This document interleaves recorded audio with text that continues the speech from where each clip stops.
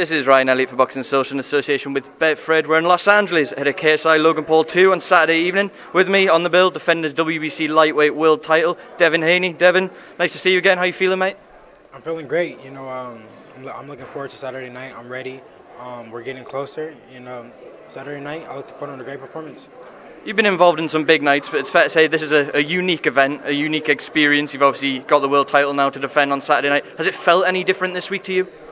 No, this week has felt, the same as any other fight week. I'm focused. I'm ready. I can't wait till Saturday night. Now, as we know, you're quite big at the weight now, 135. You've just got the world title there, but how are you feeling at the weight this week? Do you feel that you've got a few more fights in you before you have to move up? I feel great. Like I said, the 135-pound division is not easy for me to make. I've been saying this for a few fights now, but it takes a lot of discipline. And I understand that. But in 2020, I want to do maybe one or two title defenses in big fights, and then bump up to 140. Everyone seems to talk about the 135-pounders we could see you face. The likes of Lomachenko always come up. Ryan Garcia, I'm guessing you've been asked about an awful lot this week, even Gervonta Davis. But you mentioned there you want to get a couple of defences in and then move up to 140. Is there anyone you've got your eye on at 140 as well? The Josh Taylor fights there, that'll be fairly easy to make probably with Eddie there. Honestly, I really don't know that many guys at 140, to be honest. The 135-pound division is one of the hottest divisions right now. So that's been my main focus.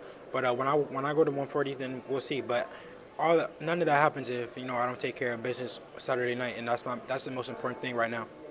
Devin, you and I spoke about your fight yesterday, so I just want to try and take things on a little different angle and go back to when you first turned professional. We touched on it briefly yesterday, but I just wanted to discuss it with you, really. You went over to Mexico. You were too young to turn pro in the States. Had your fights out there. I think it was 4 fights on the spin out in Mexico before you fought in the States. What was that experience like for you, sort of going out there and being involved in these shows of people obviously not backing you out there, intimidating atmospheres? What was that like, and how did that develop you as a human being and as a fighter? Going to Mexico wasn't as easy as a lot of people think. Everybody was against me. As far as the crowd was, the fights were.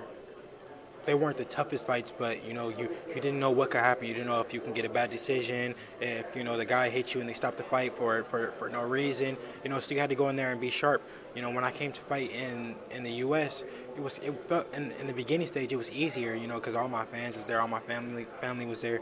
So I felt it was easier. But it all developed me for the fighter that I am now, and I'm thankful for everything that led up to this point.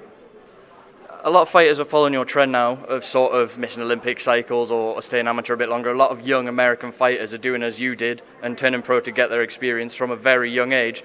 Are you incredibly glad you made that decision as a young fighter to not sort of continue your amateur career and sort of try and develop yourself not only in Mexico but then eventually across here as well as an incredibly young fighter? Yeah, it's one of the best decisions that I made, actually. If I didn't, I wouldn't be here talking to you right now. If I probably would still be amateur trying to make the Olympics, and I'm very thankful that I turned professional and started my pro career, because now I'm the youngest pro champion in boxing, and I'm very thankful and happy about that. Can you put a price on that toughening up process that you went through? Is that invaluable? Definitely. You just would have to go through it. Do you think if all being well Saturday, this will be you for the year now? That'll be it until 2020? Definitely. This is my last fight until 2020. On Saturday night, it will be 43 days since my last fight, so I've been pretty busy, and it's just after this, it'll be time for a rest and enjoy the holidays with my family and enjoy a nice win. Last time I saw you before this, Devin, was over in the UK. We were at your open workout. Lots of people there, huge presence. I'm sure you remember being crammed around at ringside with Eddie Hearn. And the main question people were drilling is, when are you going to come to the UK? We want to see you fight in the UK. The Luke Campbell dangling carrot's always there as well. Is that something you plan for next year, to come over and fight that side of the water? I do want to fight in the UK. I don't know how soon it'll happen, but Luke Campbell, he's been talking a lot. I've been hearing what him say certain things when he could have fought me a while ago. So if he want to fight me, he can come to the Staples Center and fight me. Final question, Devin. Another UK fighter, perhaps not the profile of Luke Campbell, that keeps making a lot of noise when it comes to yourself. Joe Laws, there's been a bit of interaction there. Joe Laws making a lot of noise. Anything you would say to him, or is that irrelevant to you? Well, did you know he was doing stand-up comedy as well? Did you know that?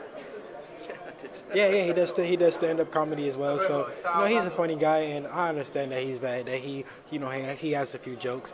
So I let him do what he what he does, and I'm okay with it. Devin, best of luck for Saturday night. Thank you as always for making time for Boxing Social.